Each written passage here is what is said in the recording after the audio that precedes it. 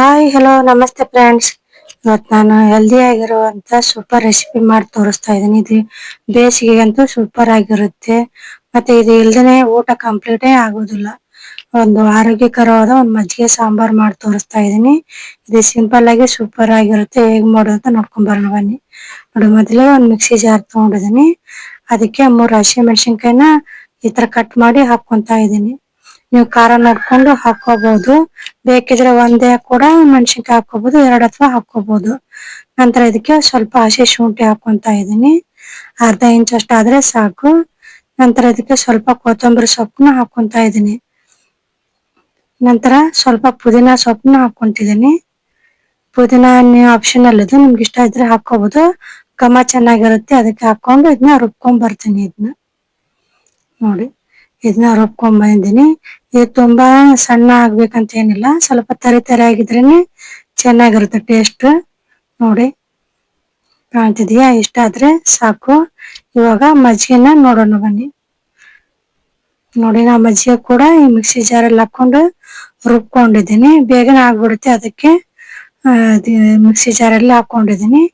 ಇವಾಗ ಇದಕ್ಕೆ ಸ್ವಲ್ಪ ರುಚಿಗೆ ತಕ್ಕಷ್ಟು ಉಪ್ಪು ಹಾಕೊಂಡು ಇನ್ನೊಂದ್ಸಾರಿ ರುಬ್ಕೊಂಡ್ ಬರ್ತೀನಿ.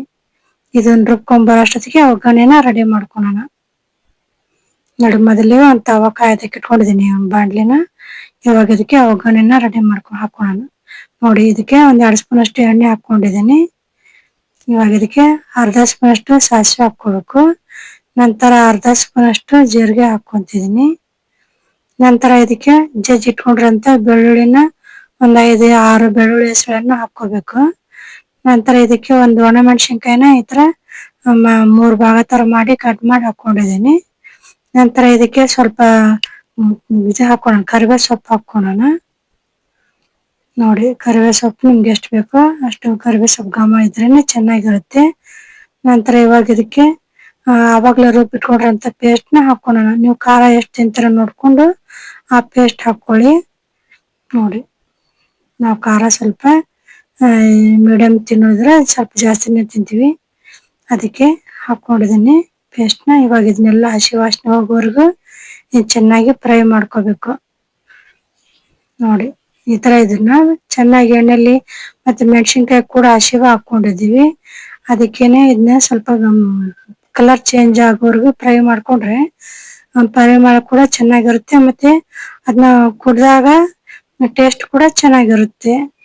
ನೋಡಿ, ಈ ಕಲರ್ ಚೇಂಜ್ ಆಗೋವರೆಗೂ ಇದನ್ನ ಸ್ವಲ್ಪ ಫ್ರೈ ಮಾಡ್ಕೋಬೇಕು. ನೋಡಿ, ಇವಾಗ ಈ ಕಲರ್ ಎಲ್ಲ ಚೇಂಜ್ ಆಗಿದೆ. ಈಗ ಅವಾಗ್ಲೇ ಮಜ್ಜಿಗೆನೆಲ್ಲ ರುಬ್ಕೊಂಡಿದ್ದಲ್ವ, ಅದನ್ನ ಇದಕ್ಕೆ ಹಾಕೋಣ. ಗ್ಯಾಸ್ ಸ್ಟವ್ ಆಫ್ ಮಾಡ್ಕೊಂಡು ಮಜ್ಜಿಗೆ ಹಾಕೊಳ್ಳಿ.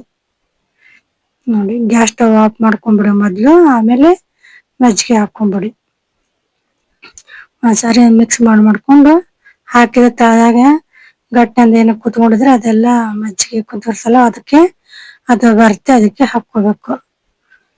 ಇದನ್ನೆಲ್ಲ ಮಿಕ್ಸ್ ಮಾಡ್ಕೊಂಡು ಈಗ ಇದೊಂದ್ಸಾರಿ ಮಸಾಲೆ ಎಲ್ಲ ಅಲ್ಲೆಲ್ಲಿ ಕುತ್ಕೊಂಡಿರ್ತಲ್ಲ, ಅದಕ್ಕೆ ಒಂದ್ಸಾರಿ ಚೆನ್ನಾಗಿ ಮಿಕ್ಸ್ ಮಾಡ್ಕೋಬೇಕು. ನೋಡಿ, ಈ ತರ ಮಿಕ್ಸ್ ಮಾಡ್ಕೊಂಡು ಇವಾಗ ಇದಕ್ಕೆ ಸಣ್ಣದಾಗಿ ಕಟ್ ಮಾಡಿ ಇಟ್ಕೊಂಡಿರೋಂಥ ಕೊತ್ತಂಬರಿ ಸೊಪ್ಪನ್ನ ಹಾಕೋಣ.